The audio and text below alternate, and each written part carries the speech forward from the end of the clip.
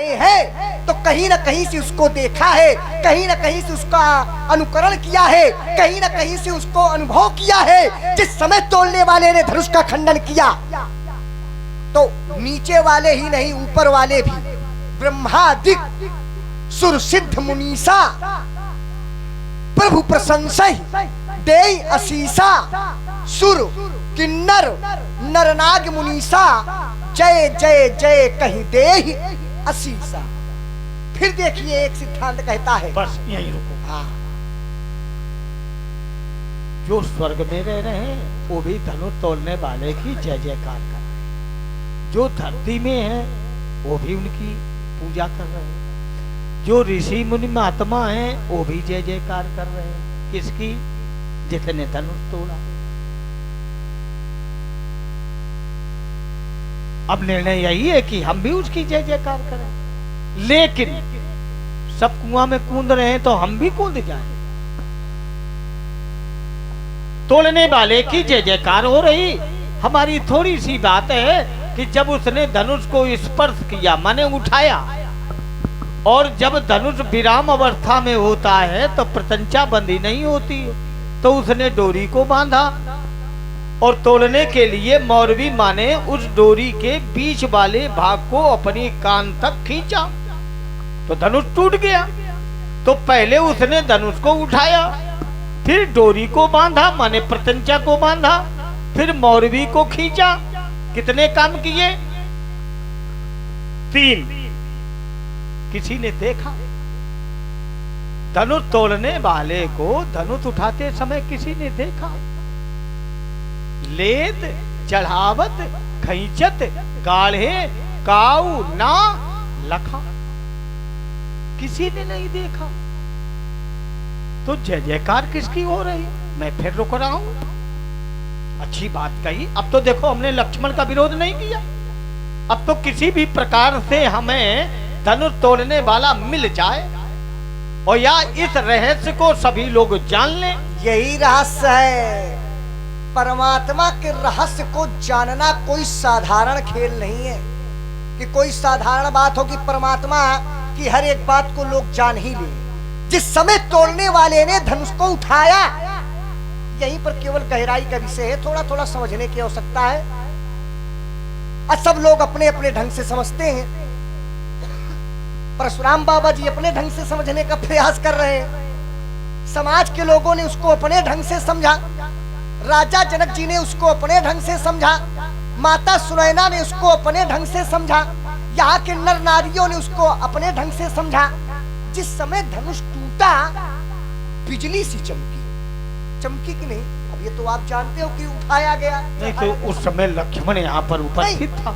या कैसे आप जान गए कि उठावा गया? पहले तो चढ़ाया गया। तो जब तक धनुष को उठाया नहीं जाएगा या स्पर्श नहीं किया जाएगा तो धनुष टूटा कैसे? अच्छा, ये आला अनुभव लगा रहे हो? अनुभव नहीं, ये नियम बता रहे हैं। और जब धनुष विराम अवस्था में होता है तो उसकी प्रत्यंचा को छोड़ दिया जाता है। शायद हम ये कह देते, हाँ, दूसरी वाली बात कि छूने से टूट गया है। और भंजे उचाप प्रयास बिनु। आली आवत ही आपका आगे वाली, ये वाला सिद्धांत आपको आता है? मैंने मीठा मीठा गप नहीं, मीठा मीठा आप गप कर रहे हैं। अब उसको बता, यदि आपने 3 नियम बताए कि पहले चढ़ाया गया, खींचा गया, मौरवी को बांधा गया, तो वो वाला भी नियम आपको बताना चाहिए था। बिजली चमकी कि नहीं चमकी? अब बताओ कैसी लगी? हाँ, अच्छी लगी। बिजली चमकी कि नहीं? चमकी। जैसे अब फिर कैसे बिजली कैसे चमकी? अब देखो फिर नहीं हुआ। बिजली का जो प्रकाश हुआ, जो बिजली का प्रकाश हुआ, वो बिजली का प्रकाश किस रंग का हुआ? श्वेत रंग का। श्वेत रंग का नहीं, 3 मिश्रण थे उसमें। हम तुम्हारे कहने से कैसे? हमारे कहने से आप माने चाहे ना माने, उसमें श्वेत भी था, उसमें नीला भी था और उसमें पीला भी था। 3 रंग थे उसमें जो बिजली चमकी थी।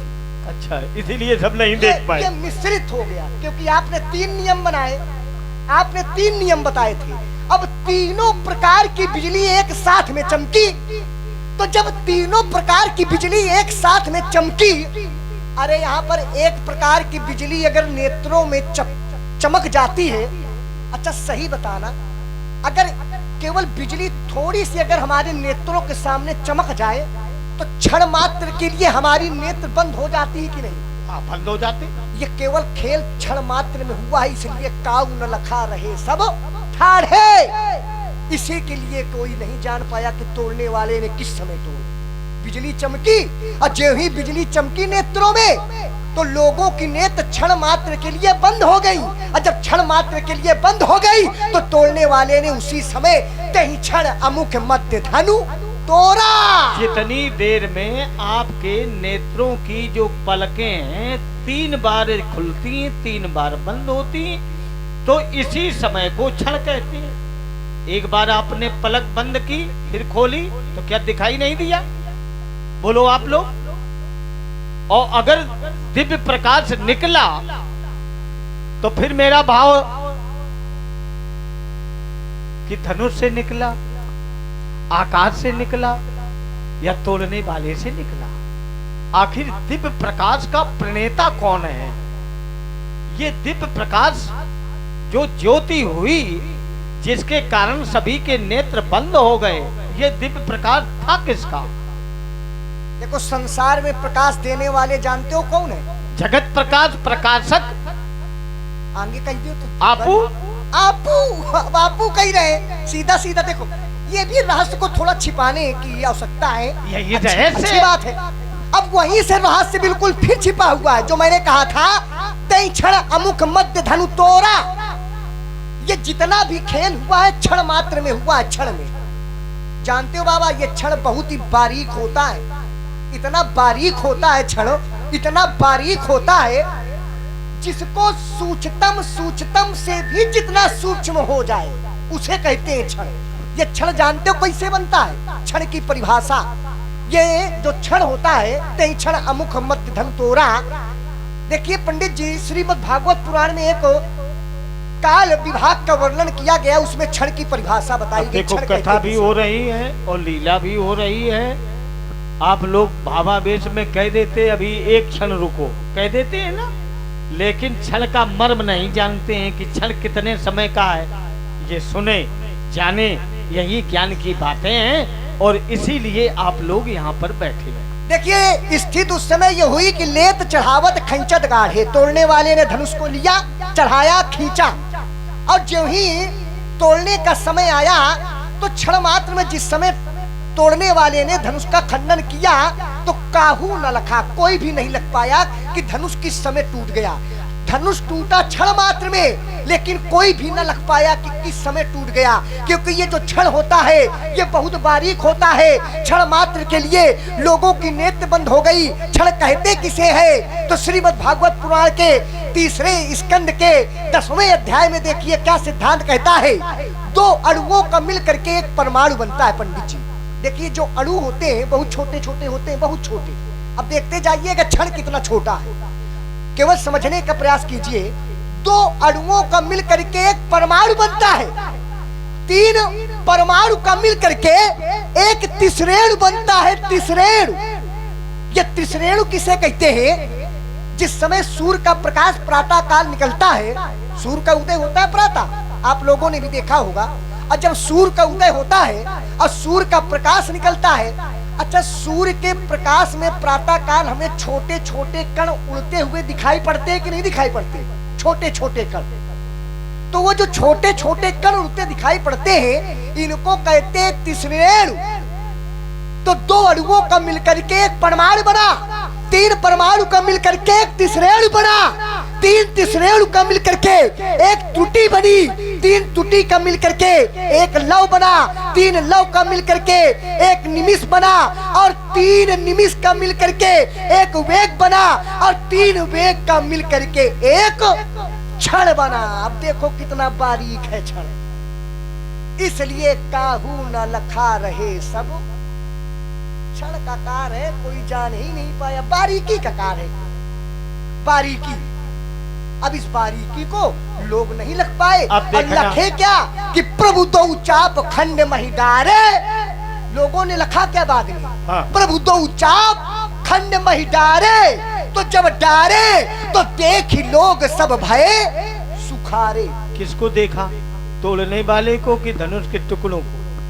किसके हाथ से डाला गया? नहीं, तुम इतने चतुर हो। अच्छा, कुछ चतुराई आप भी दिखाओ। कही रहा है जिसने धनुष तोड़ा उसको प्रभु कह रहा है। प्रभु दो चाप खंड मई डारे, डारे माने कार्य हो चुका है कि हो रहा है?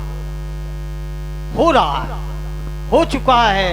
काम हो तो गया। जब कार्य हो चुका है माने किसी ने नहीं देखा, और देखा क्या? चाप खंड मही डारे, धनुष के दो टुकड़े, मई माने धरती, डारे माने पड़े। देखो रामचरितमानस की जो एक एक सूत्र है, एक एक शब्द है, ये बड़ा कठिन है और लोग कह देते हैं बड़ा सरल है। बस इसके मर्म को जिसने जान लिया, रामायण सुर तरु की छाया, ये कल्प वृक्ष है जिसके हृदय में राम का स्थान है, वो पावन शरीर हो गया। बिल्कुल राम। जिस स्थान पर राम की चर्चा होती है महाराज, वो स्थान, वो धरती बड़ी दिव्य हो जाती है, बड़ी पुनीत हो जाती है। ये राम नाम की महिमा है। लेकिन इस महिमा को वही जान पाता है जिस पर उन्हीं की बड़ी कृपा होती। क्योंकि ये मार्ग बड़ा कठिन है, सुनने में तो बड़ा अच्छा लगता है, लेकिन जब इस मार्ग पर चला जाता है तो ये मार्ग बड़ा कठिन है, दुस्तर है। कल्पना यही करें, हम मैंने मानव तन लिया है, मानव देह को धारण किया है, हमें संसार में रहते हुए भी अगर परमात्मा की कृपा मिल जाए तो हमारी ये देह धन्य हो जाए। धन भी कहता सो धन धन्य प्रथम गति जाकी। ये जो धन है ये भी कहता है हम बड़े प्रारब्धी हैं, बड़े भाग्यशाली हैं। कब? जब हम भगवान के श्री चरणों में चढ़ाए जाते हैं तो हमारा जीवन धन्य हो जाता है, हैं? अब करना ना करना ये विषय आप पर निर्भर है। आप स्वतंत्र हैं, अच्छे बुरे का ज्ञान है, हमें समाज में कैसे रहना है, क्या करना है, सब कुछ व्यवहार जगत है करते हुए जो परमात्मा को अपने मन में सदैव अनवरत उन्हीं के चिंतन में मग्न रहता है। कभी कभी तो सामने प्राणी या देहधारी होते हुए भी यही भान नहीं रहता हम कहाँ हैं। कभी कभी ऐसी स्थिति बनती है तो लोग कह भी देते हैं हमने जो कहा सुना, हमने नहीं सुन पाया। क्यों? उसका जो मन है वो परमात्मा के चरणों में लीन है। केवल आप लोग अपने मन को सुधार लें, अपने मन को अपने वश में कर लें तो याद रखना तुम्हारा मानव देह जीवन धारण करना ही ये धन्य हो। क्या सुन करके संसार में लोगों को अब तम क्यों दामिनी, तम क्यों दामिनी जिम जब लयऊ तो पुण्य धनु नभ मंडल सम भयऊ। अब ये धनुष स्वयं उठ गया तो जो दिव्य पुरुष होते हैं, दिव्य स्थान होते हैं, दिव्य वस्तुएं होती हैं, इसमें अपने आप उठने और बैठने की कलाएं निहित होती। ये किसी के वशीभूत में नहीं है। तो इस धनुष ने अपने आकार को बढ़ा लिया और कितना बढ़ाया? जैसे आकाश मंडल। अब बताओ कहां धरती कहां आकाश? मंडलाकार हुआ। तो महाराज हमें अब ऐसा लग रहा कि तोड़ने वाला भी अपनी माया का प्रयोग किया, उसने अपनी भुजाओं को इतना बढ़ाया होगा, इतना बढ़ाया होगा कि ये धनुष तक पहुंच गई होंगी। तभी तो भुज प्रलंब, ये रहस्य है कि जो जिसने धनुष तोड़ा वो क्या प्रलंब बाहु है, अजान बाहु है, खड़ा धरती पे है लेकिन भुजाएं बढ़ती चली जा रही हैं। इसी रहस्य को किसी ने नहीं जान पाया। अब हमें लग रहा ये रहस्य है राजकुमार। अगर इस रहस्य को तुमने जाना हो तो हमें बताओ, हम उसे मानेंगे। किस रहस्य को आप जानते हैं? अब निर्णय पर ये आओ। क्या निर्णय होगा? अब इन्होंने कहा तोड़ने वाले ने उसे सदगति दे दी। सदगति के लिए आप लोग बड़ा प्रयास करते हैं। धर्म ते विरति, योग ते ज्ञाना और ज्ञान मोक्ष प्रद वेद बखाना। कल हमारा कल्याण कहाँ है? कल चलो तीर्थराज प्रयाग चलिए, अब इस समय महाकुंभ है, बृहस्पति जी की बड़ी कृपा है, तो वहां अगर हम पहुंचेंगे तो हमारा मोक्ष हो जाएगा, कल्याण हो जाएगा, हमें सदगति मिल जाएगी। चाहे जितना बड़ा धर्मी हो, जिस स्थान पर गाय बैठती है उठती है, अगर उस स्थान पर उसके प्राण जाते हैं तो महाराज उसे सदगति प्राप्त होती है। प्राण निकलने के पहले अगर तुमने तुलसी के दल का पान किया है, तुलसी के दल को स्पर्श किया है या अपने शरीर में धारण किए हैं, तो तुम्हें सदगति प्राप्त होगी। और महाराज अगर प्राण निकलते समय तुम्हारे मुखारबिंद से हरि नाम निकल गया, राम नाम निकल गया, तो याद रखना तुम्हारे मोक्ष को कोई मेटने वाला नहीं है। अजामिल इतना बड़ा अधर्मी, जीवन भर पाप किया और अपने बेटे का नाम उसने नारायण रखा, और जिस समय यमराज के दूत आए उसके प्राण लेने, तो महाराज वो घबरा गया और अपने पुत्र की सहायता मांगने लगा। अरे नारायण, और उसकी नारायण ध्वनि में इतनी करुणा थी, इतनी वेदना थी कि नारायण प्रसन्न हो गए और अपने पार्षदों से कहा, जाओ मेरा भक्त है उसको ले आओ स्वर्गलोक में। अब तो महाराज यमराज के और भगवान के दूतों में लड़ाई होने लगी। उन्होंने कहा नहीं ये पापी है, ये नरक लोक जाएगा। कहा नहीं, इसने परमात्मा का नाम लिया है हमारे भगवान का, ये स्वर्ग जाएगा। और अंत में महाराज उस अजामिल को मोक्ष मिल गया। हाथी को देखो, तालाब में ग्राह माने मगर ने खींच लिया, और महाराज उसके परिवार वालों ने उसकी कोई सहायता नहीं कर पाई, और अंत में उसने नारायण का स्मरण किया।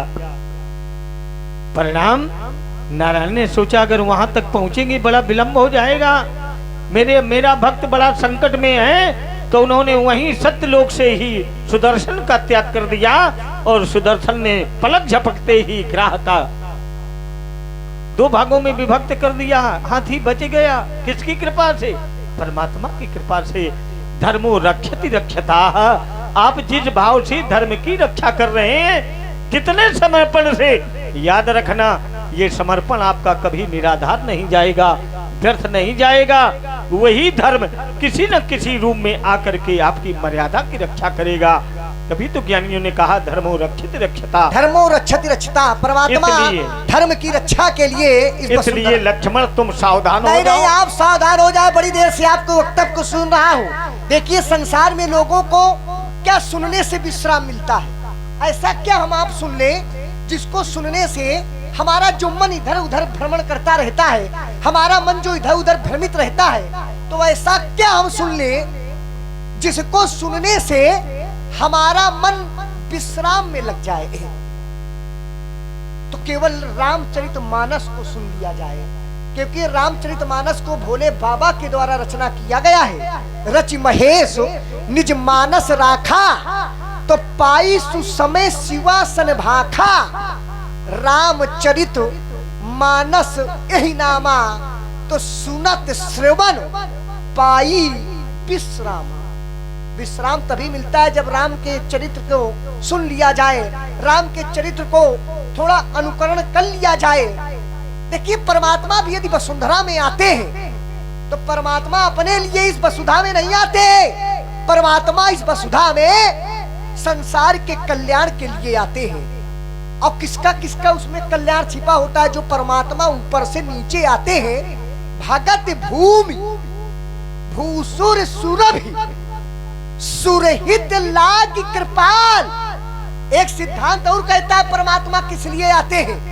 यदा यदा ही धर्मस् ग्लानिर्भवति भारत अभ्युत्थानम धर्मस् तदात्मानं सृजाम्यहम् परित्राणाय साधूनां विनाशाय च दुष्कृताम् धर्म संस्थार्प नाथाय संभवामि युगे युगे।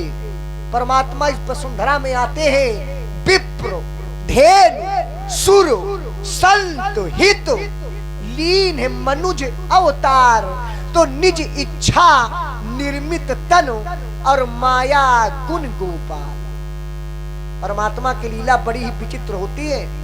परमात्मा की देखिए परमात्मा की दो दासियां हैं जो चरणों में रहती हैं, एक है माया, एक है भक्ति। तो देखिए माया की ओर अग्रसित न हुआ जाए, हम लोग अग्रसित हो तो भक्ति की ओर अग्रसित हो। और भक्ति में तो वो शक्ति होती है, भक्ति की शक्ति देखिए कैसी होती है। भक्ति की शक्ति वो होती है जैसे हमारे आपके सामने बहुत प्रकार के व्यंजन रख दिए जाएं और उन व्यंजनों में अगर लवण नहीं है, लवण कहते हैं नमक को, बहुत प्रकार के 56 प्रकार के व्यंजन रख दिए जाएं और उन व्यंजनों में अगर लवणता नहीं है, नमक नहीं है, तो वो व्यंजन फीके पड़ जाते हैं। उसी प्रकार से मनुष्य का जीवन होता है। मनुष्य के जीवन में चाहे जितने संसाधन हो जाएं, चाहे जितना वैभव हो जाए, चाहे जितना धन हो जाए, लेकिन अगर मनुष्य के जीवन में भक्ति नहीं है तो फिर व्यर्थ में जीवन है, ये बेकार जीवन हो जाता है। बड़े भाग्य से शरीर तो मिलता है, लेकिन अगर भक्ति नहीं आ पाई जीवन में तो फिर ये जीवन बेकार है। भगतहीन गुण सब सुख ऐसे, लवण बिना बहु व्यंजन जैसे। इसलिए परमात्मा की भक्ति कीजिए। परमात्मा की भक्ति में वो शक्ति होती है कि प्रबल प्रेम के पाले पड़कर, प्रबल प्रेम के पाले पड़कर प्रभु को नियम बदलते देखा और निज का मान स्वयं टल जाए, लेकिन भक्त का मान न टलते देखा। पहले निर्मल मन बनाना पड़ेगा परमात्मा की भक्ति को करने के लिए। और निर्मल मन बनेगा कैसे? तो परमात्मा कहते हैं मन मना भव मग्ध भक्तो मद्या जी मां नमस्कुरु मामे वैससी प्रति जाने सत्यम ते प्रियो अस्मि में। निर्मल मन जन सन को मोहि पावा मोहि कपट छल छिद्र न भावा। क्यों नहीं भाता? क्योंकि जब परमात्मा की कृपा हो जाएगी, मन कृम वचन छाड़ी चतुराई, तो भजत कृपा करी है रघु राई। इसलिए बाबा अब आपको माया में नहीं उलझना है। तो मने हम माया में पड़े। अब ये माया ना है, अब जरा समझना, जिसने माया है। अभी एक और कह रहे हैं ये माया है बाबा। सुनो डरिको, कह रहे हैं ये मेरा है, कह रहा है कि जिसने सीता है जगत की माता, अच्छा, और जिसने धनुष तोड़ा वो जगत का माया पिता। है। देखो ये धनुष माया है और हम पीछे पड़े धनुष तोड़ने वाले। माया है। देखो देखो संसार जितना भी संसार बना है, ये धनुष व्यक्तिगत भगवान शंकर का मानते हैं कि ये धनुष संसार के यहाँ मानते हैं आप? मैं इसे भगवान शंकर का मानता हूँ। भगवान शंकर का तो आप मानते हैं, लेकिन भगवान शंकर के पहले व्यक्तिगत भगवान शंकर का नहीं। होश में मानसिक संतुलन न बिगड़े, होश में बोलना, होश में बोलना भैया, सोच समझ कर। हाँ, ये धनुष व्यक्तिगत भगवान शंकर का नहीं है। तो क्या तुम्हारा है? नहीं, तुम्हारा है और हमारा ना होता नहीं है। ना होती, सुनो किसका है? क्या धनुष, क्या धनुष व्यक्तिगत भगवान शंकर का है? क्या धनुष संसार के कल्याण के लिए बनाया गया था। तो क्या इसे तोड़ा जाए तभी कल्याण होगा? और संसार जानते हो, ये संसार पूरा माया से निर्मित है। हम तो मैंने तो कहा था तुम माया में फंसे जा रहे हो, आप माया में फंस गए हो। अरे राम राम राम, का हुई का है, तुम का है, संतुलन बिगड़ेगा तुम्हारा। ये धनुष संसारिक था, और संसार में जितना भी आपको दिख रहा है ये सब माया है। ब्रह्मांड निकाया निर्मित माया, ये सारा संसार, सारा ब्रह्मांड माया से निर्मित है। और ये धनुष इस संसार में था, ये संसारिक धनुष था। और आज संसारिक जिससे संसार की रक्षा हुई थी, आज उसी के टूट जाने पर आप क्रोध कर रहे हैं। तो इसका मतलब है आप कहीं ना कहीं से माया में। माने संसार में जो भी दिखता है सब माया है। परशुराम तुम्हें दिख रहे हैं, बोलो परशुराम माया है। माया सीता को तुमने देखा, अब बोलो सीता माया है। कहते हैं संसार में जो दिख रहा है। अच्छा, जिसने धनुष तोड़ा वो माया है। इस संसार में बहुत लोग ऐसे हैं माया में तो छुपे हुए हैं। अब फिर देखो महाराज, इसने बात फिर करमट ली। देखो इस संसार की ही बात नहीं, तुमने कहा संसार में ऊपर से लोग जब नीचे भी आते हैं तो भूमि गिरत भा ढाबर पानी जिमी जीवही माया। व्यास जी का पुत्र सुखदेव पैदा हुआ। व्यास भगवान के पुत्र पैदा हुए कौन? सुखदेव जी।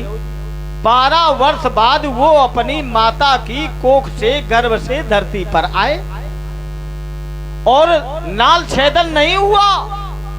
उसी समय सुखदेव महात्मा ने घर का त्याग कर दिया। आगे आगे बेटा जा रहा, पीछे से पिताजी, और पिताजी यही कह रहे हैं, बहुपुत्र छलम तिष्ठ। अरे बेटे एक क्षण के लिए रुक जाओ। तो सुखदेव जी ने कहा, अयम शाश्वतम दुखालयम। अरे पिताश्री, ये संसार जो है ये शाश्वत नहीं है, ये अशाश्वत है, स्थायी नहीं, ये परिवर्तनशील है। इसमें हमें न बांधो, हमें न फांसो। और महाराज उन्होंने घर का त्याग कर दिया, संसार में रहते हुए संसार का त्याग कर दिया। यही तो ज्ञानियों की लक्षण है, यही तो महापुरुषों के कर्म है, नहीं है? इस संसार में खट्टा मीठा रसैला विषैला कसैला सभी प्रकार के रस है। लेकिन महाराज अगर हंस से पूछा जाए क्या तुम इस रस का पान करोगे, तो हंस मोती को त्याग देता है, लेकिन हंस अमृत का पान करता है। उसी प्रकार से ये संसार जो विषय है, इस विषय रूपी मोतियों को त्याग कर देता है योगी, और महाराज कर्म रूपी अमृत को प्राप्त करता है। और ये तभी होता है, यदन्नम बचते तादर्शी प्रजा जाए। बहुत अच्छी बात आपने जब तक आपका भोजन सात्विक नहीं होगा, जब तक आपका भोजन खून पसीने का नहीं होगा, तब तक तुम्हारी बुद्धि शुद्धि होने वाली। देखिए ये माया से निर्मित तो संसार है पंडित जी, बिल्कुल सत्य बात है।